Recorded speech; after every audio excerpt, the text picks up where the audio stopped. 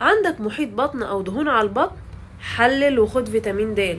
عندك دهون على الكبد، حلل وخد فيتامين د. اما لو شايل المرارة فحلل وخد فيتامين د.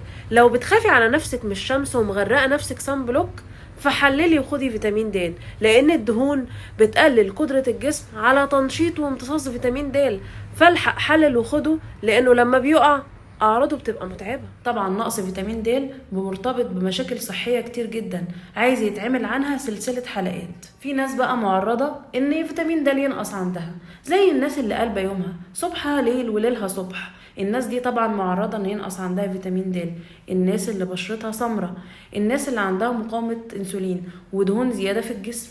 اما بقى لو هتاخد فيتامين د من مكمل غذائي عشان عملت تحليل وطلع ناقص عندك والدكتور وصفهولك، يبقى في شوية حاجات تعملها عشان تعرف تستفاد من فيتامين د. فيتامين د بيتاخده الصبح، ولازم تاخده مع الاكل، ولازم الوجبة بتاعتك يكون فيها دهون صحية، لان انت عارف ان فيتامين د من الفيتامينات اللي بتحب الدهون. 4 فيتامينات بيحبوا الدهون، هما ايه ودي وايه وكي.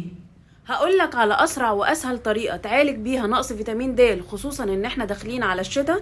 هتجيب حقنه الديفارول، استنى انا ما كملتش كلامي، وهتكسرها وهتفضيها على كوبايه زبادي وهتاكلها مره في الشهر، وهتكرر الموضوع ده لمده 3 شهور، وهتعيد التحليل وهتشوف الفرق.